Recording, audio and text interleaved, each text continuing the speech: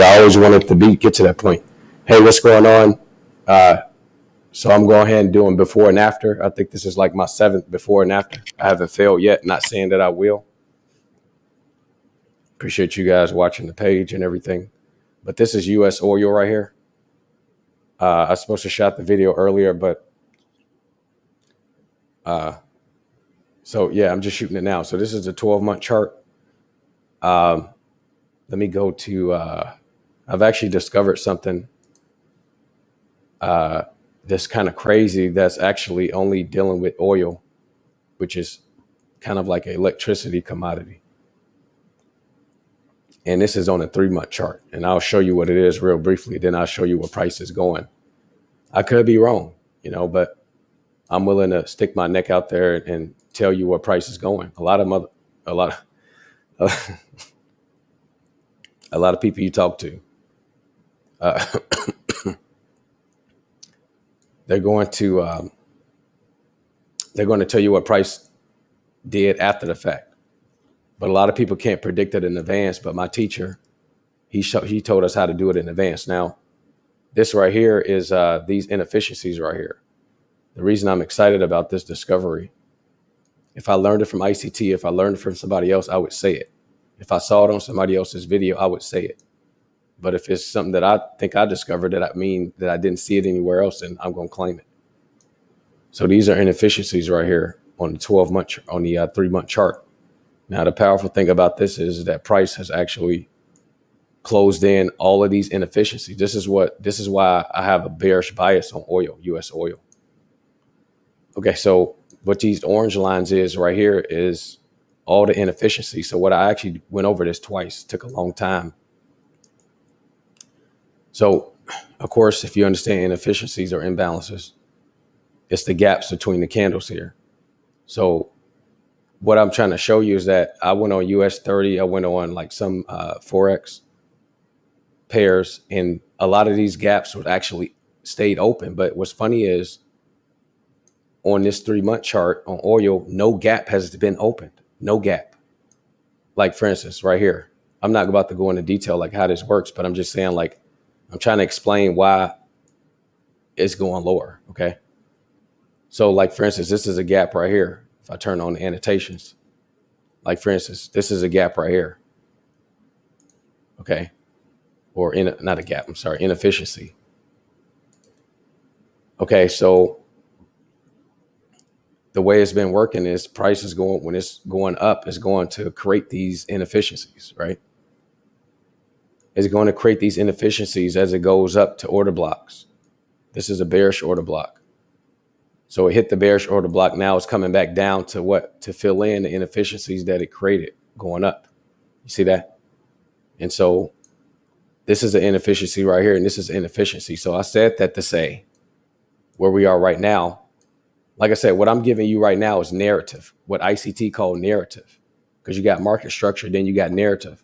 So instead of just saying, oh, it's going up here, no, somebody who know what they're doing is going to explain to you why it's going up here. So here's the deal. This is kind of powerful because I went on like gold left gaps open. I went on silver left gaps open, but US oil, this is all on a 3-month chart. This is kind of crazy. And it's exciting as well because check it out. Okay. So all these gaps have been filled. All these orange boxes right here have been filled. US oil has not left any gap open. This is what's powerful about this. So now if we look at where we are now, let me zoom in because I know when I'm recording, it's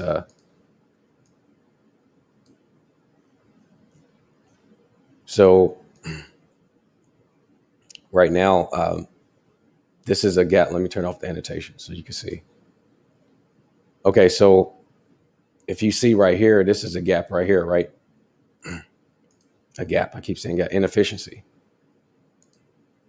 ICT heard me right now. He probably slapped me and say, get it right. Get the terms right. But this is a gap right here. Okay, now price took off.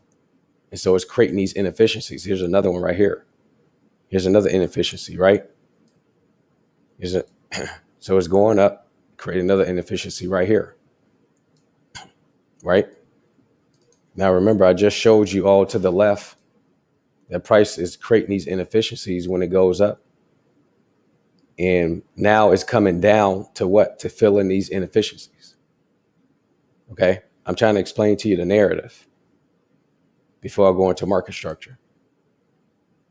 I could be wrong, but I doubt it. But I like showing a video of me predicting where price will go before it happens, because a lot of people won't do that. They're going to talk about it after the fact, like, oh, well, it came here because of this. And I'm not saying they don't know what they're doing, but to predict it before it happens, you got to be on some other shit, some ICT type shit, a real student like myself. So, so basically, if you look at this right now, these are the gaps that's open, the inefficiencies that's open. Oh, hold on, this inefficiency. Okay, so this right here is called up, down, up. So this right here is waiting to become a balanced price range. That's why I still have this one open right here, because actually this one was filled in right here. But according to ICT's teachings, the market wants to create a balanced price range, meaning that it wants to go up, down, and then up. So right here, it went up. That's why I got a cross in it. And then price is going to come down. That's why I got the arrows right here. And then when it goes back up, it's going to become a balanced price range. Okay. So as far as up, down, up, the only thing that happens so far is up. That's why I have the U crossed out. I kind of probably went over your head, but you got to watch ICT's videos. But he has over 500 videos. I watched all of them at least 15, 16 times. No bullshit. I keep saying that on the channel because a lot of people I talk to about ICT, I'm like, hey, do you know about this? Do you know about that? And people are like, no. I'm like, how are you an ICT student and you don't know about this or that? Because they haven't watched the videos. Anyway, so this is why I see price being bearish, because of these inefficiencies that have to be filled, right here. Now, this is the 3-month chart. Let me go down to the 1-day chart. It's not going to be a long video. I just want to show you something because I like predicting it before it happens, because ICT himself said, if you're my student, you should be able to do this, right? He said we should be trying to predict price, because some people say you got to react to price. ICT said that don't make no sense. He said you should be trying to predict price. Like, what the hell are you talking about? Because I used to hear people say that, like, just react to price. And he said people who say that actually don't know what they're doing 100%. Okay, so, all right, so the reason, okay, let me go down to the 1-hour chart. I don't know how this is recording because I'm screening to television. And usually I do it on my monitor in the office. But, all right, so what I see happening next week is, okay, so what I see happening, this is an order block right here. I see price coming up to this order block right here is a weekly order block. This is the highest up close candle opening price. Okay. That's what that red line is. And it's kind of like a confluence, because right here we have an order block as well. And it's a bearish order block on the daily zone. Okay. Now, if I go to the daily chart, you'll see that price left the order block, but it never came back to it. Does that make sense? We're already bearish, and price has to come down here, remember, to fill in the orange boxes, the inefficiencies. Remember that? So actually, I took a loss on this because I kind of was looking at it wrong earlier this week. And it just felt weird because I knew it. I had a buy on it, but I was looking at it the wrong way. But anyway, the price is coming down here to fill in these inefficiencies, okay, that it created, that I showed you. So, yeah. And so price is going to be going up temporarily next week, and it may reverse on Tuesday or Wednesday. But I see price probably coming down a little bit on Sunday to Monday evening, because this is an order block right here. And this is mean threshold right here. This is the mean threshold of a daily order block. So if you see a huge candle, usually, especially if it's a down close candle, If it's a huge candle, then price usually want to come back to mean threshold, which is 50% of a order block's body. So I see price coming down here to the main threshold, and then coming up here to this order block, and then reversing down and staying down for the rest of the week. So I see a lot of weeks of it being bearish. Also, we have an inefficiency on the monthly chart. That's what my pink is right here. For monthly, that's my color for pink. I'm sorry, the monthly is my, I use pink. Now, we also have the IPTA data ranges, which a lot of people don't know about, but they say they're ICT students. Okay. So we have IPTA data ranges right here. This line right here, usually price reverses. So this is why this kind of makes sense. It's kind of crazy how this shit works, man. That's why I love it so much.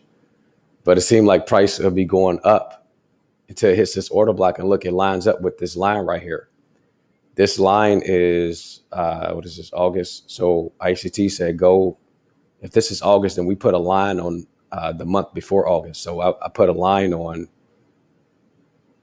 July. I put a line on July 1st, and then you count 40 days out and you put a line right there. That's what that is. So I see price coming up, going bearish until it hit this order block. And then it kind of makes sense that price would drop right here because it's at this 40-day line. And so that's what I see, price coming down. It might just keep going up, but we got an order block down here that it didn't come back down to, but I may be looking at it wrong and it already came back down to it. The whole point is that it's coming up here to the order block and then it's going to drop. That's the whole point. So it's either going to do it on Monday, Tuesday, or Wednesday. And so, and then price is going to come down here, or it's going to consolidate in a range, the Monday to Wednesday range, or it's going to peek its head lower because it has nowhere else to go, because the target is down here, way down here. But we also have a monthly imbalance that hasn't been filled in yet, either bullish or bearish. So that's what I see what's happening for gold. For oil, U.S. oil. And I could be wrong, but I'm not willing to, I'm willing to be wrong, even though I haven't been wrong already. Thanks for watching.